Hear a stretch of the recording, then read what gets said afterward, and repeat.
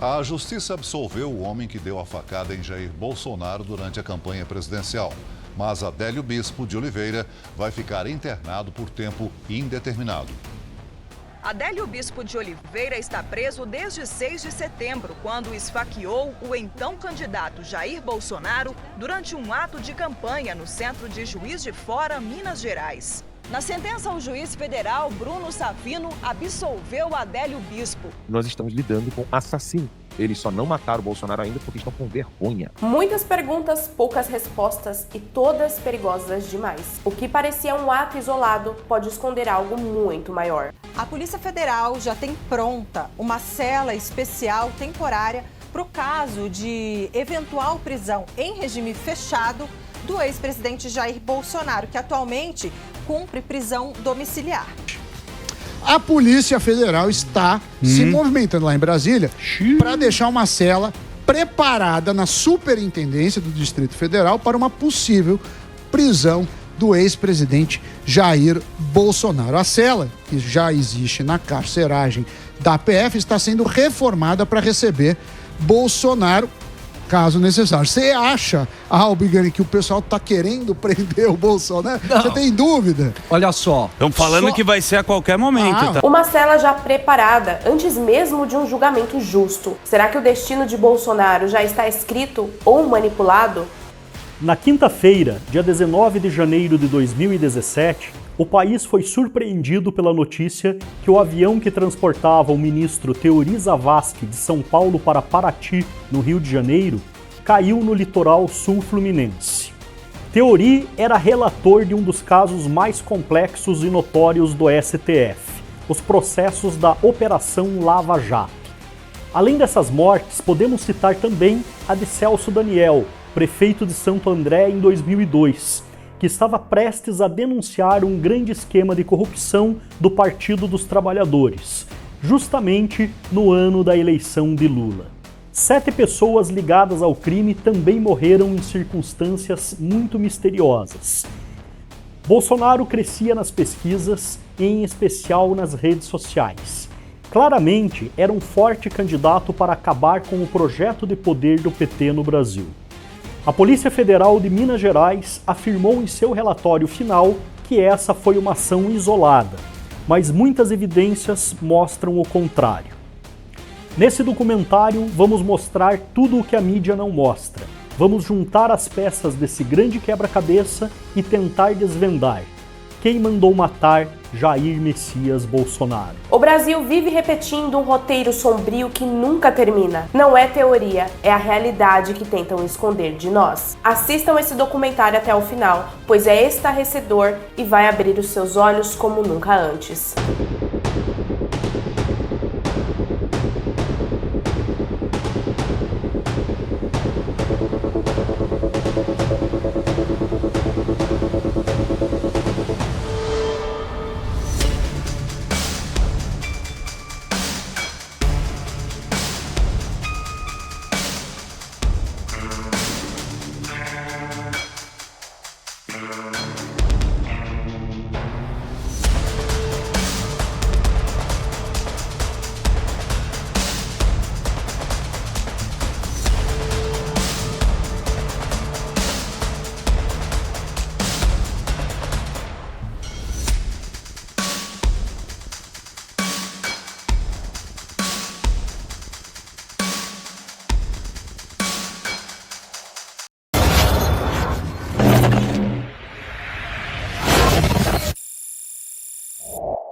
Olá meus amigos, eu sou a Ana Garcia e sejam muito bem-vindos ao canal Descobrindo. O que vocês vão ver neste vídeo é simplesmente impactante, bombástico e estarrecedor. Confesso a vocês, quando eu terminei de preparar esse conteúdo, eu fiquei sem fôlego. E é por isso que eu preciso pedir algo muito importante. Deixem o like agora mesmo, porque meus amigos, na época que estamos vivendo, vídeos como este não podem ser enterrados pelo algoritmo. Só com o seu like, o YouTube vai entregar esse conteúdo para mais pessoas. Então compartilhe com seus amigos, familiares e grupos. Todos precisam ver essa verdade que está sendo escondida a todo custo. O que estamos presenciando não é apenas uma disputa política, é uma guerra pela verdade. E quem controla a narrativa, controla o destino do nosso país. Por isso, este vídeo não é entretenimento, é um alerta máximo. Os bastidores do poder sempre foram manchados por sangue e segredos inconfessáveis. Não se trata mais de suposições. Eles já estão preparando o próximo capítulo dessa trama sombria. Adélio foi apenas a ponta do iceberg, mas quem realmente mandou? Preste muita atenção agora, pois a verdade é pior do que imaginávamos. Meus amigos, atenção bem rapidinho. Se você tem vontade de trabalhar de casa usando apenas o seu celular e quer ganhar entre 100 a 600 reais por dia, eu estou procurando pessoas para trabalhar junto comigo. Mas, para não tomar o tempo desse vídeo, eu deixei o link do meu WhatsApp no primeiro comentário fixado. É só clicar em me chamar que eu mesma vou te explicar detalhadamente o que você precisa fazer para começar hoje mesmo. Agora vamos a este vídeo que está bombástico. Mortes polêmicas ou inexplicadas de importantes figuras políticas não são novidade no Brasil. Na madrugada de 23 para 24 de agosto de 1954, logo depois de sua última reunião ministerial, na qual fora aconselhado por seus ministros a se licenciar da presidência, Getúlio Vargas foi encontrado morto. Supostamente cometeu suicídio com um tiro no coração. Na reunião estava presente o então ministro da Justiça, Tancredo Neves, que foi um dos primeiros a chegar ao quarto de Getúlio e depois relatar em depoimento como o suicídio aconteceu. Ainda existe muita contradição na versão do suicídio e muitos autores afirmam que Getúlio Vargas teria sido assassinado. Política é destino. A frase não é minha, é de Napoleão, quando ele estava em Santa Helena, no Memorial do Exílio. Ele diz que a política é destino e acrescenta, mas só a política dá ao homem toda a sua plenitude, o sentido da sua dignidade. E o governo ideal para o Brasil seria realmente aquele que pudesse conciliar o sentido da renovação social de Vargas com o sentido do desenvolvimento econômico de Juscelino Kubitschek. Acho que esses grandes líderes se completavam. O Getúlio antecipou o Juscelino e Juscelino só foi possível porque teve antes dele Getúlio Vargas. Em 22 de agosto de 1976, durante viagem de carro na rodovia Presidente Dutra, morre em um acidente automobilístico o ex-presidente Juscelino Kubitschek. Seu principal assessor sempre defendeu a tese de que JK teria sido assassinado, porém diversos laudos apontavam que teria realmente sido vítima de um acidente. Em 9 de dezembro de 2013, a Comissão Municipal da Verdade Vladimir Herzog, da cidade de São Paulo, anunciou que o ex-presidente foi realmente assassinado. Porém, em 22 de abril de 2014, outra comissão criada por Dilma Rousseff, a chamada Comissão Nacional da Verdade, chegou a uma conclusão diferente e manteve a versão de que a morte de JK foi acidental. Em 1985, o recém-eleito presidente da República, Tancredo Neves, morreu antes de tomar posse, deixando o cargo para o seu vice, José Sarney. Segundo relatos, Tancredo vinha sofrendo fortes dores abdominais durante os dias que antecederam a posse. Na véspera da posse, em 14 de março de 1985, as dores aumentaram e Tancredo foi internado às pressas no Hospital de Base do Distrito Federal.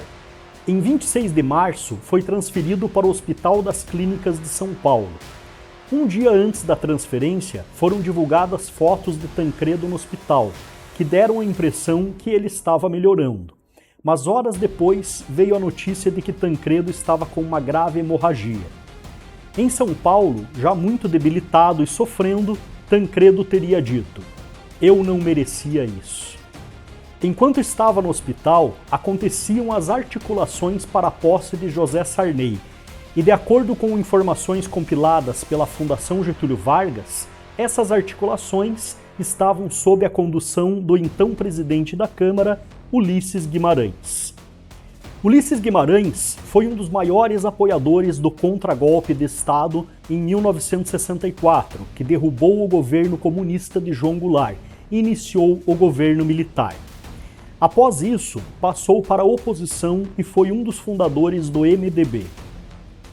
Em 1985, se tornou um dos principais organizadores do movimento pela redemocratização, chamado de Diretas Já, que acabou não tendo resultados imediatos. Dessa forma, Ulisses tentou ser candidato à presidência da República em 1985 pelo PMDB, mas as articulações políticas da época acabaram levando à eleição de uma chapa mista, com Tancredo Neves como candidato e José Sarney como vice. Entre 1987 a 1988, Ulisses presidiu a Assembleia Nacional Constituinte, que promulgou em 5 de outubro de 1988 a nova Constituição. Porém, acabou morrendo em um acidente aéreo de helicóptero, ao largo de Angra dos Reis, no Rio de Janeiro, em 12 de outubro de 1992. Dos 5 mortos nesse acidente, o corpo de Ulisses Guimarães foi o único que nunca foi encontrado. Devido a seu protagonismo político, muitos especulam que sua morte poderia ter sido semelhante à do ex-presidente Juscelino Kubitschek. Segundo essa teoria, ambos os acidentes foram resultados de sabotagem. A motivação para o assassinato de Ulisses Guimarães seria o fato dele ter sido um dos principais artífices do impeachment contra Fernando Collor de Mello, no mesmo ano de sua morte. Entretanto, as suspeitas nunca ganharam nenhuma prova concreta. Mas essa não foi a única morte relacionada a Fernando Collor de Mello. O tesoureiro de campanha de Collor, conhecido como PC Farias, foi encontrado morto junto com sua namorada Susana Marcolino na praia de Guaxuma, em 1996. O caso é considerado oficialmente apenas como um crime passional, mas para o médico legista lagoano Jorge Sanguinetti e o perito criminal Ricardo Molina de Figueiredo, o casal foi assassinado como queima de arquivo. PC Farias era considerado uma caixa preta da política e um dos responsáveis pelos esquemas de corrupção do governo do presidente Fernando Collor de Mello. Em 13 de agosto de 2014, o então candidato à presidência da República, Eduardo Campos, apontado como o principal nome para vencer as eleições de Dilma Rousseff, embarcou em um avião modelo Cessna Citation 560 XLS. O avião saiu do aeroporto Santos Dumont, na cidade de Rio de Janeiro, por volta das 9 horas, com destino ao município de Guarujá, para cumprir a agenda de campanha. Por volta das 10 horas, o avião caiu sobre uma área residencial do bairro do Boqueirão, no município de Santos, sem deixar nenhum sobrevivente. Sua morte deixou muitas dúvidas não respondidas até hoje, e ainda existe uma forte suspeita de que ele tenha sido assassinado. Na quinta-feira, dia 19 de janeiro de 2017, o país foi surpreendido pela notícia que o avião que transportava o ministro Teori Zavascki de São Paulo para Paraty, no Rio de Janeiro, caiu no litoral sul fluminense. Teori era relator de um dos casos mais complexos e notórios do STF, os processos da Operação Lava Jato. Após 2 anos de investigação, o Ministério Público Federal concluiu que não haviam indícios de crime para a queda da aeronave e o inquérito sobre o acidente foi arquivado. Mas até hoje ainda existem muitas dúvidas em relação a esse acidente. Além dessas mortes, podemos citar também a de Celso Daniel, prefeito de Santo André em 2002, que estava prestes a denunciar um grande esquema de corrupção do Partido dos Trabalhadores, justamente no ano da eleição de Lula. 7 pessoas ligadas ao crime também morreram em circunstâncias muito misteriosas. Entre eles, acusados, testemunhas, um agente funerário, um investigador e até mesmo o legista do caso. Esses são apenas alguns dos inúmeros casos de assassinatos políticos não resolvidos ou mal explicados no Brasil. No dia 6 de setembro de 2018, o ex-garçom Adélio Bispo de Oliveira, de 42 anos, tentou matar o então candidato a presidente da República, Jair Bolsonaro, durante sua campanha presidencial. Bolsonaro crescia nas pesquisas, em especial nas redes sociais. Claramente, era um forte candidato para acabar com o projeto de poder do PT no Brasil. A Polícia Federal de Minas Gerais afirmou em seu relatório final que essa foi uma ação isolada, mas muitas evidências mostram o contrário. Nesse documentário, vamos mostrar tudo o que a mídia não mostra. Vamos juntar as peças desse grande quebra-cabeça e tentar desvendar quem mandou matar Jair Messias Bolsonaro. Não me parece crível pelo modus operandi em que agiu Adélio, que o atentado à vida do atual presidente, então candidato, tenha sido um mero surto de quem quer que seja. O uso de uma arma branca, que por si só não tem origem da fabricação ou da sua titularidade. O ambiente em que o fato ocorreu, com a suspeita de copartícipes na multidão. A tentativa de confundir as apurações com a entrada de pessoas com o mesmo nome, com a carteira de identidade na Câmara Federal. O surgimento de advogados que não foram contratados por alguém conhecido, nem tenha o Adélio condições materiais sequer de pagar o deslocamento de uma aeronave para transportar os causíveis. São todos elementos indiciários que precisam ser investigados. Creio que ainda é tempo da Polícia Federal, do Ministério Público Federal, atuando em conjunto, buscar a verdade real do atentado que sofrido pelo presidente. O senhor, há poucos meses, disse que a facada da qual o então candidato foi vítima, que seria mentira, não seria verdade.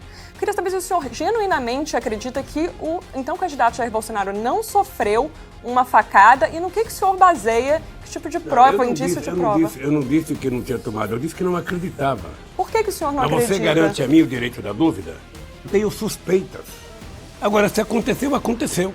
O senhor acha que o senhor contribui para tornar o ambiente menos radical, menos tóxico de desinformação, ao propalar suspeitas sem indícios de provas? Deixa eu falar uma coisa para você. Eu falei com muita tranquilidade desde o dia que aconteceu aquilo, porque eu não vi sangue. O Bolsonaro deu uma entrevista assim que chegou no hospital, ele foi internado, já tinha um senador fazendo uma entrevista com ele. Isso foi depois. E eu te confesso que eu fiquei com muitas dúvidas. Mas se você tem certeza, eu sou até capaz de ter a sua palavra como veracidade. Presidente, não é questão da minha palavra, A gente teve um atendimento na Santa Casa de Juiz de Fora, uma internação no Albert Einstein, por exemplo. O senhor acha, se a sua suspeita se baseia, por exemplo, na possibilidade de que os médicos estão num conluio para fazer uma encenação fake? Você acredita que houve a facada? Acredito. Então acredite você. Morreu assim.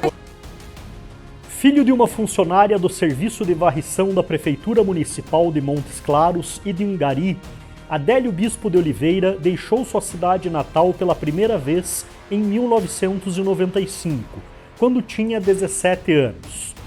Nos 23 anos antes de ser preso, Adélio Bispo trabalhou poucas vezes com carteira assinada. Também mantinha uma rotina pouco comum, mudando-se com frequência para municípios de vários estados no mesmo ano e para casas em bairros diferentes numa mesma cidade. Não costumava ter amizades muito próximas e também não se relacionava com seus vizinhos. Esses fatores todos somados constituem o perfil ideal para um criminoso que não deixa rastros ou conexões. Em 2007, Adélio se filiou ao PSOL, no diretório de Uberaba, no Triângulo Mineiro. De acordo com sua filiação, ele trabalhava como servente de pedreiro sem carteira assinada. Um ótimo disfarce para alguém que poderia, na verdade, ter outros tipos de atividades. Durante esse período, existem registros de imagens dele se manifestando nas ruas contra a prefeitura administrada por Anderson Adalto, prefeito que pertencia ao PL e posteriormente se filiou ao PMDB. De acordo com declarações do presidente do diretório do PSOL, onde Adélio era militante, ele não chegou a participar de reuniões expressivas e se manteve apenas em atividades nas ruas. Enquanto esteve em Uberaba, Adélio manteve o mesmo modus operandi. Morou por curtos períodos em muitos bairros. Apesar de sua vizinhança não ter lembrança de seus hábitos, todos concordam que ele era uma pessoa normal, sem queixas da comunidade nem problemas com a lei. Mais uma vez, o perfil de quem não apresenta problemas mentais e quer se manter longe dos olhos da polícia. Uma informação muito importante é que Adélio morou em Uberaba apenas em bairros considerados de baixa renda. Porém, em 2009, ele ressurgiu em Santa Catarina, morando no bairro de Itacorumbi, em Florianópolis, local considerado de classe média, apesar de constar que continuou trabalhando em lugares com baixa remuneração antes dos atentados. Nessa época, também emitiu um passaporte em seu nome, coisa que não é comum para um suposto servente de pedreiro sem carteira assinada e com baixa renda. 3 anos depois, em 2012, Adélio retornou à sua cidade natal, Montes Claros. Segundo parentes, ele ajudou a cuidar de suas sobrinhas e chegou a trabalhar por um mês como garçom em um hotel no centro. A passagem em Montes Claros foi muito rápida, sendo que ele próprio pediu demissão. Colegas de trabalho comentaram que ele desempenhou bons serviços e não teve qualquer tipo de incidente que o desabonasse. Ou seja, novamente não existem registros de um comportamento fora do normal, de uma pessoa considerada inimputável. Os primeiros registros policiais sobre Adélio aconteceram apenas em 2013, quando ele retornou para Santa Catarina. 2 ocorrências policiais nada comum foram registradas contra ele. Uma delas foi pela invasão de um canteiro de obras em Itajaí, e a outra em Capivari de Baixo por furto, onde ele teria roubado um cartão do ponto de obra em que trabalhava. Naquele mesmo ano, retornou a Montes Claros, onde foi acusado de ter arrombado um barracão no terreno de parentes. Segundo informações de familiares, ele se refugiou por mais de um mês no local, chegando a brigar com o cunhado por não ter pago a conta de luz, fato que foi registrado pela Polícia Militar em boletim de ocorrência. Em relatos, parentes disseram que apesar desse desentendimento, Adélio não apresentava comportamento violento e vivia praticamente recluso quando estava nesse município. Em 2014, Adélio encerrou seu vínculo com o PSOL. Existem especulações de que ele tinha interesse em uma candidatura a deputado federal, que teria sido rejeitada, mas isso não foi confirmado pelo partido. Em 2018, começaram a aparecer os primeiros fatos que ligam Adélio antecipadamente ao atentado contra Bolsonaro, deixando claro que dificilmente ele teria cometido o crime sozinho, ou pelo menos sem o financiamento de alguém. Em 5 de julho de 2018, em São Carlos, Santa Catarina, foi registrada sua entrada no mesmo clube de tiro que seria frequentado pelos filhos de Bolsonaro, Carlos e Eduardo. Ele teve apenas uma aula ao lado de um instrutor, mas isso já poderia ser considerado uma possível premeditação, com quase 2 meses de antecedência à execução do crime. Seu último registro em Santa Catarina apareceu nas redes sociais através de uma foto, onde ele participava de uma manifestação contra o presidente Michel Temer, em Florianópolis, durante a greve dos caminhoneiros. Os participantes da manifestação que tiveram contato com Adélio também registraram o fato dele parecer uma pessoa completamente normal e sem nenhum vestígio de problemas mentais. Deixa eu me perguntar então, a sua impressão de quem estava com você nesse dia, lá na escadaria da Catedral Metropolitana de Florianópolis, na Praça 15, é de que Adélio não tinha nenhum distúrbio mental. Adélio, de forma alguma, ninguém ali sentiu essa insanidade do cara, tanto que acontece o seguinte, Laconta, nós acabamos emprestando até os nossos telefones para o Adélio tirar essas fotos. E outra, entrei em comunicação com outras pessoas que estavam na foto, também ali na escadaria da Catedral, né? Essas pessoas também chegaram nessa mesma conclusão, que Adélio, a Bispo dos Santos, não apresenta nenhum tipo de insanidade, que fosse assim, de forma vista logicamente, e também, além dessa questão das fotos, né, eu também acrescento em reportagem, Adélio Bispo dos Santos participou de um instante de tiro no ponto 38 aqui em Florianópolis. Eu sei que você também manteve contato posterior com as irmãs do Adélio, né? Você chegou a conversar, se não me engano, com irmãs do Adélio. O que elas disseram para você sobre ele?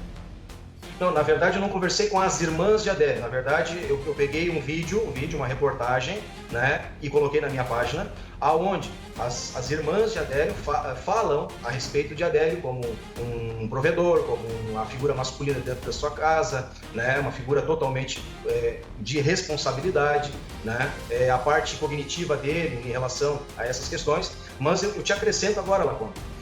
Conversei com uma pessoa que trabalhou durante 3 meses com ele aqui em Florianópolis. No restaurante?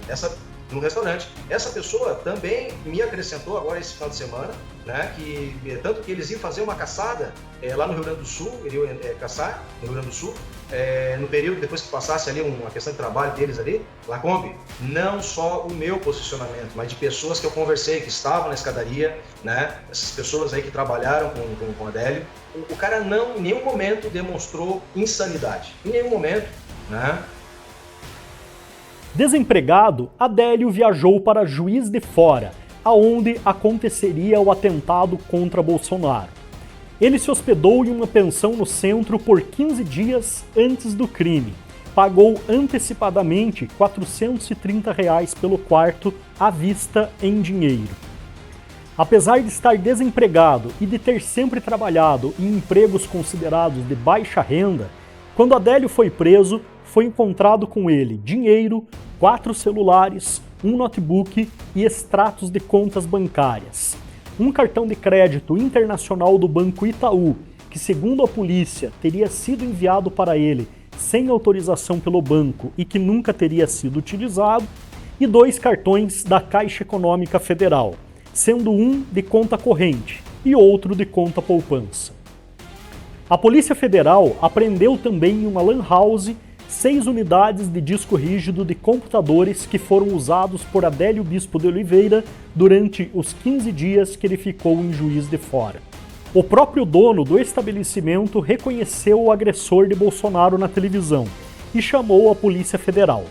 Ele relatou que Adélio usou os computadores entre 29 de agosto e 6 de setembro, 2 vezes por dia, sempre pela manhã e à tarde. Ele ficava sempre cerca de 1 hora no local e apresentava comportamento aparentemente normal. Ao todo, a Polícia Federal apreendeu um volume de 2 terabytes de arquivos, sendo 150 horas de vídeo e 1.200 fotos. Dados do celular de Adélio mostraram que ele sabia a agenda de campanha do presidenciável Bolsonaro e que filmou e fotografou locais onde o candidato estaria na cidade, como o hotel onde haveria um almoço com empresários, a Funalfa e a Câmara Municipal de Juiz de Fora. Adélio teria acompanhado também Bolsonaro o dia todo.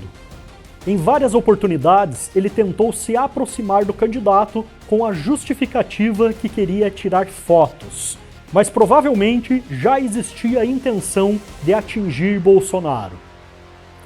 Outro ponto que chama muita atenção é que rapidamente após a prisão de Adélio, 4 advogados foram contratados de forma desconhecida para a defesa de Adélio Bispo de Oliveira. Oi, boa tarde. Eu sou advogado do Adélio, né? Sim. Do Adélio Bispo. Eu queria saber, conta pra gente, quem mandou matar o Jair Bolsonaro? Eu acho que, segundo a Adélio, foi Deus. Foi Deus? E o laudo provou. Então conta pra gente também, o Brasil quer saber mais ainda do que isso. Quem que tá pagando todos esses advogados aqui que tá cuidando do Adélio Bispo? Esses todos. Isso até o juiz federal lá em cima quer saber. Então acho que seria ideal o senhor, através da transparência, da ética, poder passar isso para o brasileiro, porque o crime que foi cometido ali foi um crime gravíssimo. Ele tentou matar realmente um candidato à presidência da República na época e não há religião nenhuma que justifique isso, ainda mais tratando-se dessa comitiva toda para defender uma pessoa que não teria condições financeiras nenhuma, porque nem eu e nenhum outro mero mortal aqui tem condições de pagar nenhum tipo de equipamentos e vestimentas. No caso do Adélio Bispo, por ser pobre, ser de outra cidade, quem estava bancando tudo isso? Quem que está bancando essa comitiva? Quem banca os aviões de ida e vinda? O Brasil quer saber. Então eu acho que seria interessante só esclarecer isso para o Brasil. Sim. como nós vivemos no Estado Democrático de Direito, nós temos de ter, antes de mais nada, apego à legalidade. A defesa, ela não combate o fato de ter sido uma monstruosidade, um ato agressivo, um desrespeito ao direito de sufrágio, ao direito regular de eleição, num Estado onde o direito é posto. E nós temos um código deontológico, que é o nosso Estatuto da Advocacia, que é a Lei Federal 8.906/94. E por conta de uma cláusula de confidencialidade, desse sigilo entre advogado constituinte, e aqui eu não digo tão somente a banca advocatícia e a Adélio Bispo de Oliveira, mas também a pessoa que no primeiro momento, não sei se é evangélico, me pareceu, não sei se é inimigo do Bolsonaro, não sei de que partido é, mas independentemente de qualquer coisa, essa pessoa que no primeiro momento celebrou um contrato conosco, ela também recebeu, no primeiro momento, um parecer jurídico. Então, a quem interessa, o povo brasileiro quer saber, a quem interessa manter em segredo, a quem interessa esconder quem foi que mandou matar Bolsonaro? A pessoa que me pagou. Porque é interesse dele isso. Não, o que tem de segredo? Por que esses segredos? Por que não é aberto isso ao povo brasileiro, já que se trata de segurança nacional? Sim. Existe, como eu te falei, uma cláusula de confidencialidade. Se essa pessoa, que inclusive deve à defesa, porque ela ficou de voltar no escritório, entregar alguns cheques, se for do interesse dessa pessoa, ela retirar aí o manto do anonimato... E as declarações para a Receita Federal? Desses recebimentos. Não, o recebimento é um só, que já foi feito pela imprensa toda, de R$5.000. Isso será feito no CPF do Adélio, na declaração de imposto de renda. E os aviões, isso? O avião sou eu. Mas então o senhor está sendo muito caridoso. Então isso que o senhor está fazendo para ajudar o Adélio é por caridade? Porque nenhum povo brasileiro consegue, ninguém, nem eu, nem nenhum desses aqui consegue bancar uma defesa com esse batalhão e com todos esses necessários aí, esses penduricalhos na defesa de um criminoso que já se mostrou que veio. Eu não sei se você está ciente, mas todos os advogados aqui já disseram isso, não só ao juiz federal hoje, mas também na Polícia Federal, de que tirando aquele primeiro contato em que a pessoa me pagou, eu, Zanoni, no interior do meu escritório, a partir daí, todas as despesas foram bancadas por algumas emissoras de televisão, não vou citar um nome para você, nem para o Brasil, e também por todos os advogados que ficarão nesse processo até o fim. Não temos nada contra o presidente Bolsonaro, desejamos vida longa ao presidente Bolsonaro, um bom governo, mas a defesa não descansa. Antes de entrarmos no mérito, trata-se de uma questão única na história da República Federativa do Brasil. Isso não é uma tentativa de homicídio simples, trata-se do praticamente já quase eleito presidente da República e foi orquestrada por uma organização criminosa o assassinato de Jair Bolsonaro.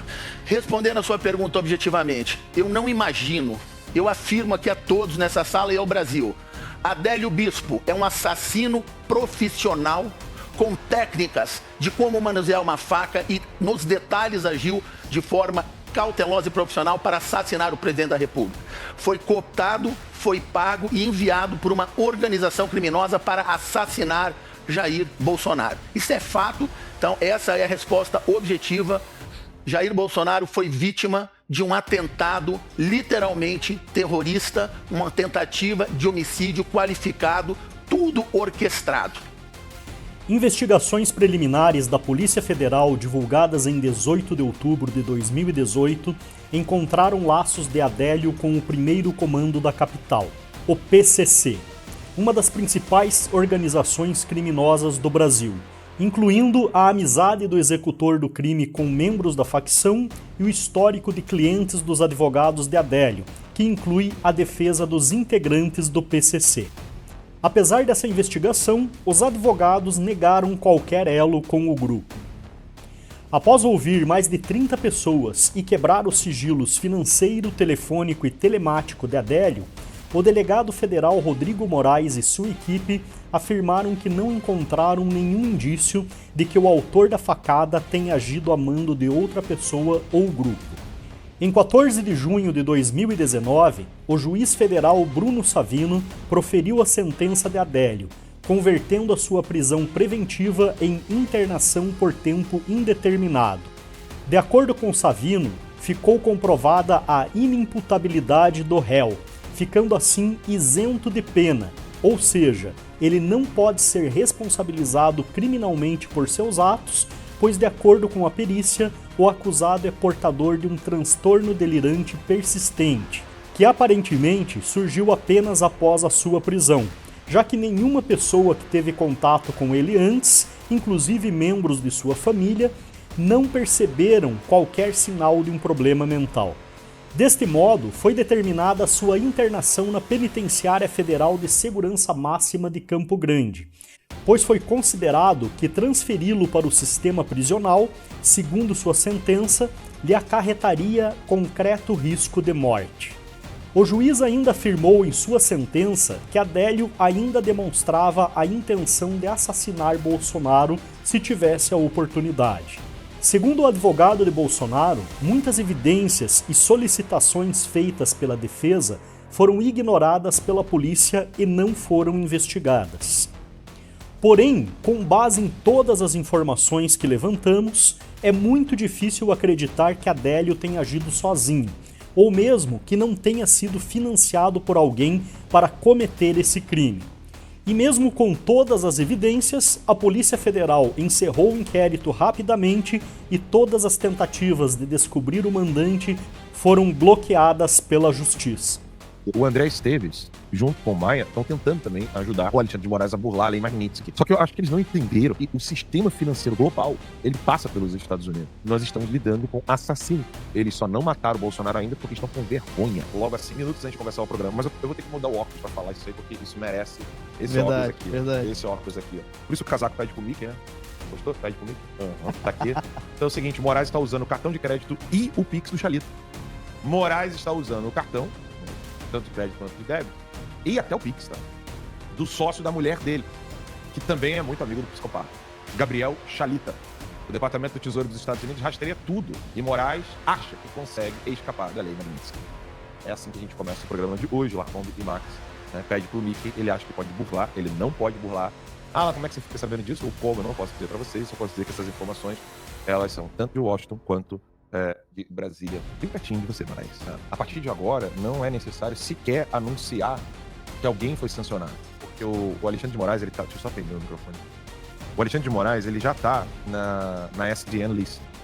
Então, quando você já tá na SDN List, não tem essa, já não precisa mais nem sequer dar um anúncio, como por exemplo, como foi feito com o Alexandre de Moraes. Então, não tem mais essa de anúncio. Entendeu? Simplesmente qualquer pessoa que esteja ajudando o Alexandre de Moraes, essa pessoa, ela será também punida, inclusive o banco, né? E o André Esteves, junto com o Maia, estão tentando também ajudar o Alexandre de Moraes a burlar a Lei Magnitsky. Só que eu acho que eles não entenderam que o sistema financeiro global, ele passa pelos Estados Unidos. Tudo. Pra bem e pra mal. Pra bem e pra mal. Não tô dizendo que isso é bom ou ruim, eu tô dizendo que isso é um fato. O sistema financeiro global, ele passa pelos Estados Unidos da América. Então não existe China sem Wall Street. Não existe Rússia sem Wall Street. Passa por aqui. Para bem e para mal, passa pelos Estados Unidos. E aí basta você colocar uma única lupa e você consegue entender todo tipo de movimentação e como ela se comporta. Então é muito difícil, ainda mais hoje em dia, com inteligência artificial. Gente, a inteligência artificial que nós temos acesso não é a inteligência artificial que os militares americanos têm acesso, que o governo dos Estados Unidos tem acesso. Onde esse povo tá na cabeça, o que eles têm na cabeça eu não sei. Bem, eu quero iniciar aqui, primeiro, né, falando com detalhes isso que eu tô falando para vocês com relação ao Xalita, né? O WhatsApp é todo ele rastreado pelo governo brasileiro, então tome muito cuidado com o WhatsApp, digo isso para todos vocês. E eu coloquei aí na agulha, o vídeo vocês colocam daqui a pouquinho, mas esse tweet aí que eu fiz, que é a imagem de uma matéria da Veja, esse aí mesmo, né? Barroso participa de evento nos Estados Unidos sobre como se livrar de um presidente. Essa é a matéria da Veja. Veja uma data. Eu lembro desse evento. 16 de fevereiro de 2022. Tabata Amaral tava lá. Exato. A pergunta, quando ele fala, quando ele dá uma declaração bem polêmica, esse dia foi respondendo a Tabata Amaral. E olha o subtítulo. O ministro do STF e do TSE vai fazer o discurso de abertura em seminário no Texas sobre o desenho constitucional do Poder Executivo na América Latina. O Barroso, ele tem mais do que provas da sua interferência nas eleições brasileiras. O famoso eleição não se ganha, se toma. E os políticos brasileiros precisam ser mais enfáticos com relação a isso. E parar de ficar pedindo desculpas para violadores, para criminosos. Não se pode fazer isso. Ou se entende o que está acontecendo na América Latina, ou nós ficaremos num círculo infinito onde só o povo realmente é que vai padecer. A morte do Miguel Uribe tem que deixar claro para o nosso público, já está claro, né? Mas para o povo brasileiro. A morte do Miguel Uribe tem que deixar claro para o povo brasileiro que nós estamos lidando com assassinos. Assassino. E eu recebo muitas mensagens do tipo, já entendi, qual é a solução? La Colômbia, a solução é mais simples do que se imagina. Pelo fato dela ser muito simples, as pessoas não conseguem entender muito bem. É óbvio que eu teria que aqui literalmente dar uma aula de filosofia sobre como que nós temos uma capacidade de entender o que é simples e o que é complexo. As pessoas pensam que as coisas complexas é que são mais difíceis de compreensão. Não, são as coisas mais simples. Porque elas parecem tão simples que você pensa assim, tá, mas como é que ninguém fez isso antes? Só que é simples. Basta entender, por exemplo, a pergunta que eu faço, se me permite colocar a geral aqui, né? Câmera geral, a pergunta que eu faço entre nós aqui. Se nós tivéssemos audiência, digo audiência no sentido de tanto na questão moral, de peso, de história, né, como também numérica, se nós três aqui estivéssemos em todas as casas de todos os brasileiros, como outrora as pessoas, a Globo entrava na casa das pessoas por meio do Fantástico e do Jornal Nacional, durante 2 semanas, se nós três aqui estivéssemos nas casas dos brasileiros, como era o Jornal Nacional e o Fantástico outrora, as pessoas teriam dúvida do que é o comunismo? Não. Então a única coisa que a gente precisa, a única coisa que o Lacombe precisa, que o Max precisa, que eu preciso, que nós precisamos, é estarmos na casa de pelo menos 20 a 30 milhões de brasileiros. Levando em consideração que o Dirceu, eu me lembro muito bem do Olavo falando isso, que o Dirceu andava com um bloquinho de notas no bolso dele toda vez que ele ia se encontrar com uma pessoa. E aí, dependendo da resposta desse empresário ou desse político, o Dirceu tirava o bloquinho e começava a listar onde aquela pessoa passava, onde ela andava, o que ela tinha de problemas morais ou até mesmo de crimes. Então, por exemplo, você tinha ali um político qualquer, tinha um estacionamento para poder burlar questões fiscais e fazer lavagem de dinheiro, para não declarar o dinheiro que ele recebia. Ele começava a listar, olha, lembre-se que você tem isso. Ou seja, o Dirceu é do serviço secreto cubano. Até hoje, ele é do exército cubano. Então não dá para noticiarmos o que aconteceu na Colômbia em junho, que foi a tentativa de assassinato que terminou em morte, né, do Miguel Uribe, com 2 tiros na cabeça. Não dá para deixar de relacionar isso que aconteceu com o Uribe na Colômbia, que é o Foro de São Paulo, é o Petro, o presidente da Colômbia, ele é membro do Foro de São Paulo, criado por Dirceu e Lula, que o Maduro é do Foro de São Paulo, de novo, criado por Fidel Castro e Lula, e que isso está acontecendo com o Bolsonaro, que tomou a facada. Eu disse e vou repetir, eles só não mataram o Bolsonaro ainda porque estão com vergonha. Estão com medo de fazer isso nesse exato momento. Do contrário, eles já teriam matado o Bolsonaro. Infelizmente, no Brasil é muito fácil mandar matar alguém. Sobretudo se você está do lado do Lula. Se você é parceiro do Lula, você pode mandar matar quem você quiser. Você não será investigado. E se iniciar a investigação, você será libertado. E se for parar na Globo, que você foi o mandante ou é o assassino de alguém porque você está do lado do Lula, essas matérias serão todas retiradas do ar. E o William Bonner vai dizer pra você depois de alguns anos, você agora é um homem... Como é que é? Limpo. Você não deve nada. Você não deve nada... Exatamente. Não deve nada à justiça. Eles estavam achando que a transação feita em real não era rastreada. O total desconhecimento dessa gente com relação à lei Magnitsky. É ginasial. É ginasial. Nós falávamos aqui inúmeras vezes. Eles não se deram conta do que aconteceu. Nós falávamos aqui inúmeras vezes. Inclusive, quando as pessoas estavam desacreditando... A gente vai ler já que ele é logo, então. Os ministros do Supremo ouviram dos banqueiros em reunião tensa sobre a crise com Trump. Ou seja, vou traduzir, deixa isso aqui, tá? Eu vou traduzir pra vocês. Alexandre de Moraes e os outros ministros, Barroso e Gilmar Mendes, ficaram decepcionados ao descobrir que a lei Magnitsky vai acabar com a vida deles e os bancos não podem fazer absolutamente nada. Eu tô traduzindo isso aqui pra vocês. Eles não se deram conta do que aconteceu ainda. Esse é o ponto. Nós tivemos... E olha, nós estávamos torcendo para que isso acontecesse. Nós tivemos que nos debruçar para entender em detalhes a lei Magnitsky. Você imagina alguém que nem acreditava que o negócio ia acontecer? Exatamente. Esse é o ponto. Se nós que estávamos aqui desejosos, vai. Nós precisamos, o Brasil precisa despertar, o Alexandre de Moraes precisa começar a ser punido. Se nós estávamos aqui nos debruçando ainda para entender melhor a lei Magnitsky, você imagina quem sequer acreditava que o troço ia acontecer. Quem debochou, quem desprezou. Exato. E aí... piadas, né? Fizeram piadas. Agora estão vendo. Será que usaram linguagem de sinal também? Sinais? Ah, com certeza. É o rapper mudinho lá, já viu o rapper mudinho?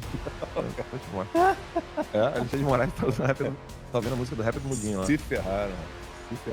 E como eu falei lá no início, quarta-feira agora, depois de amanhã, Eduardo Bolsonaro estará em Washington para atualizar o governo americano sobre o cenário no Brasil, o Jason Miller, né, que é conselheiro do presidente dos Estados Unidos, declarou ontem que não vai parar ou desistir até que Jair Bolsonaro esteja livre. Ter aqui da Malu Gaspar, acho que vale a pena ler. Olha. Além de André Esteves, do BTG, estavam também os representantes do Itaú, José Vitor, e do Santander, Alessandro Tomal.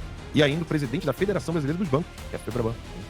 E o ex-presidente da Câmara, Rodrigo Maia, que hoje dirige a Confederação Nacional das Instituições Financeiras, a CNF. Consegui se eleger nem pra síndico, né? Teve que receber um cargo. Tomou uma boquinha.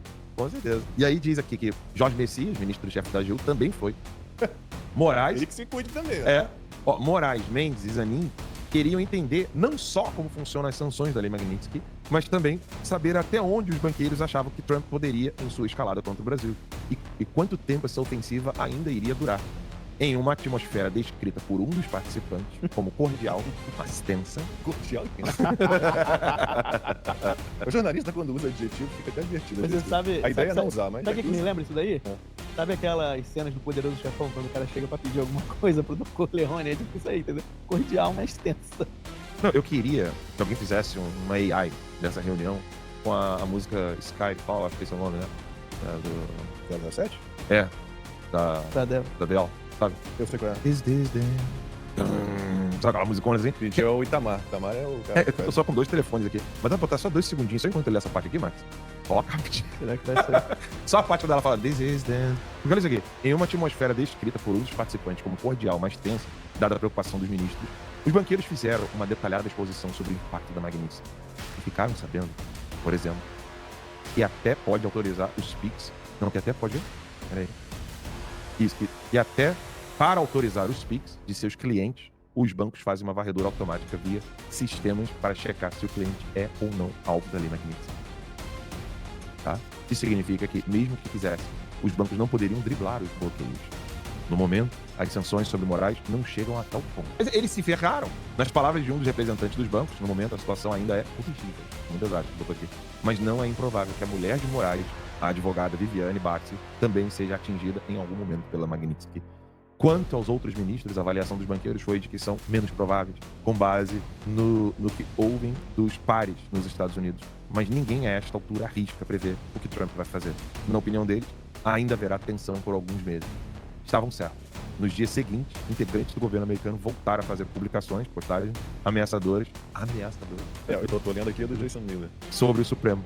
Darren Beatty, secretário de Trump, postou que Moraes foi alvo das sanções Magnitsky por ser o principal arquiteto da censura e perseguição contra o ex-presidente Jair Bolsonaro. E ainda que o governo americano segue, abre aspas, monitorando a situação. No final da semana, ainda, o número 2 do Departamento de Estado americano, Christopher Landau, disse que, abre aspas, um único juiz do Supremo Tribunal Federal usurpou o poder no Brasil. Não citou o nome de Moraes, mas não precisava.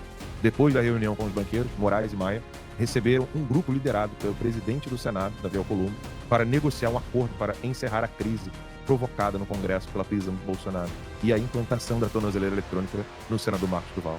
Nesse segundo encontro, estavam também o presidente do Supremo, Luiz Roberto Barroso, e Edson Fachin, que assumirá a presidência em setembro, mês que vem. Toda essa movimentação mostra o quanto o Supremo está incomodado e preocupado com a ofensiva de Trump e seus efeitos no Brasil, mesmo que em público façam ironias e procurem não passar recibo. O senhor pensou em atentar contra a vida do presidente, agora eleito, né, presidente, contra? 2 dias, 3 dias antes, quando eu vi a notícia. O senhor viu aquele outdoor, você tirou foto? Vi o outdoor, vi jornais, vi internet. O outdoor, porque eu estava passando por ele. Foi depois, o outdoor eu só vi depois. Não sei se foi depois que eu vi pelo jornal, primeiro eu vi pelo jornal. Depois que andando pela cidade toda. O outdoor ali. Aí o senhor resolveu fotografar o outdoor. E pensou em cometer o crime? Não, eu já estava com isso na cabeça quando... Desde quando? Desde que eu vi o jornal. Vi o jornal. Essa ideia surgiu em Juiz de Fora. E a motivação naquela que o senhor levou a ter as duas. Seja a política e a religiosa. O Bolsonaro é um impostor. A ideia era o seguinte do impostor. Porque o Bolsonaro, ele se tentou passar aí por um homem, digamos assim, na linguagem popular, um homem de Deus. Posteriormente, o pessoal aqui não achava isso. Aí veio uma revista para um deles ali, quando fala que o Bolsonaro é católico, embora foi batizado no Rio Jordão, pegou o Everaldo, o pastor Everaldo, mas se infiltrou no meio evangélico. Ele parece que é da igreja do Simples Rafael, igreja mais social, alguma coisa assim. Mas muitos evangélicos acreditavam que ele fosse evangélico. Então ele tentou plantar essa imagem de que fosse evangélico.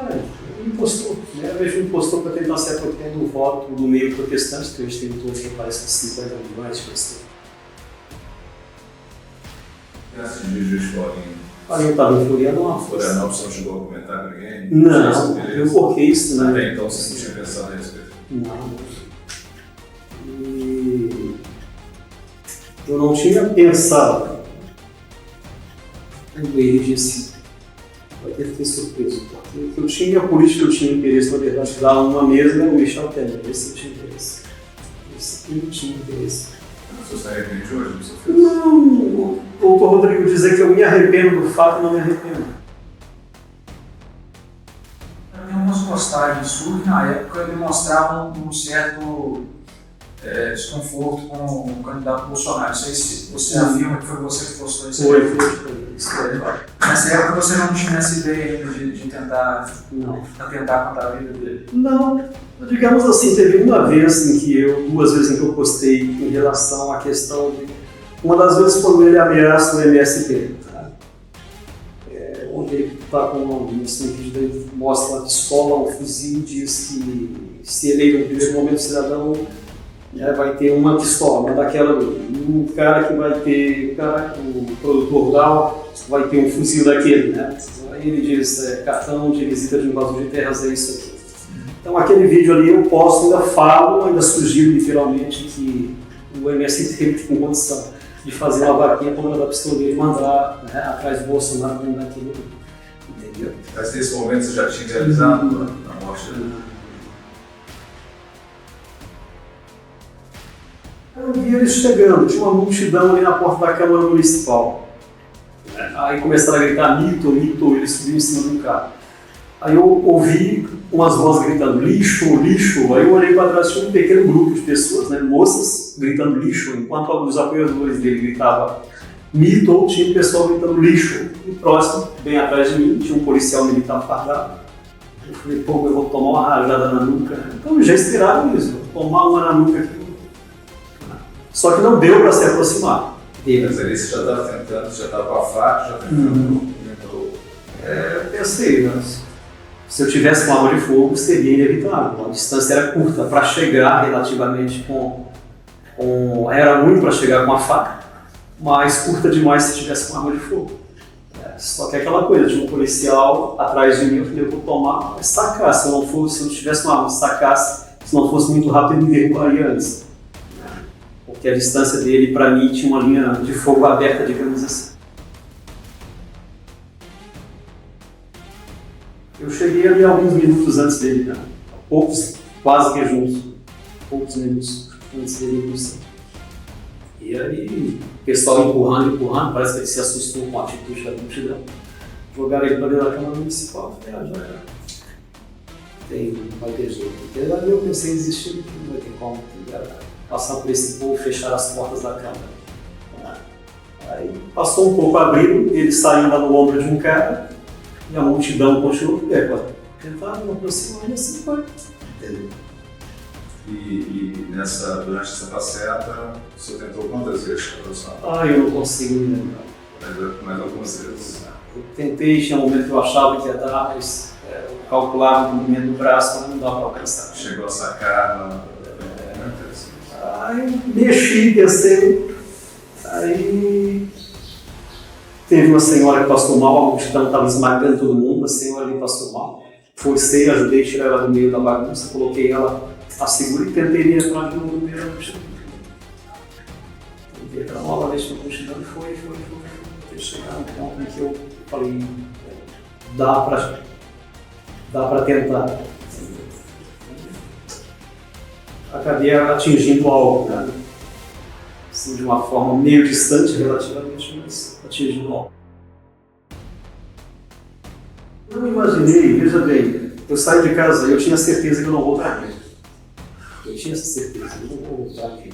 Então, no Facebook, a última coisa que eu postei foi um tchau. E eu ia colocar um adeus. Falei, não, vou colocar só um tchau. Eu coloquei um tchau. Foi a última postagem que eu fiz no Facebook. Porque eu sabia, pelo menos eu tinha certeza que não sairia disso. Eu acreditava nisso, que não sairia disso. Entendeu? E também não esperava, e para minha surpresa, do vivo, né? Com esses problemas todos do vivo. E o fato, uma coisa que eu não conseguia, eu esperava ser agredido pela polícia, fuzilado pela polícia. Eu achei que ia tomar um monte de tiro, literalmente. Então, um PT é menos ruim do que um PSDB no poder, pelo menos as nossas estatais não seriam entregues assim. As reformas de previdência trabalhista não aconteceriam, porque não aconteceu no governo do PT. Entre um PT e um PSL do Bolsonaro, sou mais um PT, porque essas mesmas coisas que o PSDB fez, o Bolsonaro faz e promete fazer mais. Entendeu? Pelo fato de ser, digamos assim, estatista. Então, se coloca na balança e vê, pelo menos esse partido aqui não faria isso, tanto que deixa pé da vida. Ele se financia pelo mundo como um todo. Com dinheiro do Estado, claro, tem políticos maçons corruptos roubando para eles. Não rouba para si, rouba para a maçonaria. Né? Existem políticos no Estado maçons e que privatizam os bens do Estado a preço de banana para laranjas da maçonaria. Vale a pena lembrar isso, laranjas, porque são laranjas. Jorge Soros não passa de um laranja da maçonaria. Bill Gates não passa de um laranja da maçonaria. Entendeu? É o homem mais rico do mundo, é finge ser mais rico. Se eles quiserem tomar, que não queiram, né? Com certeza agora eles estão ouvindo que eles granqueiam tudo e tem um bom sistema de investigação. Um excelentíssimo sistema de investigação. Supera a Polícia Federal, supera a ABIN, supera até o FBI. Eu recebi visita do FBI em Camboriú em 2016. Estiveram lá onde eu trabalhava, um americano. Disseram que queriam ver um apartamento. Mas não era, ele não queria ver apartamento. Ele era do FBI, me olhou assim embaixo umas 2, 3 vezes. Pelas coisas que eu posto vendo na internet. Eu até queria saber se eu ver o cara, porque eu vi pela mídia que o filho do Bolsonaro estava com um policial americano naquele clube de tiro. Eu queria saber se era o mesmo policial, se era a mesma pessoa que teve lá em Camboriú em 2016. Ainda tem intenção de atentar? Não, isso termina aqui. Até não tem mais permissão para fazer isso. O presidente Michel Temer? Não, na verdade dele eu nunca tive um desejo pessoal com o homem. A respeito do Michel Temer era um desejo meu e não dele. Não de Deus, era um desejo meu. Por quê? Era um desejo meu fazer. Em relação ao presidente, se eu sair daqui, isso não teria... Não, hoje isso não mais.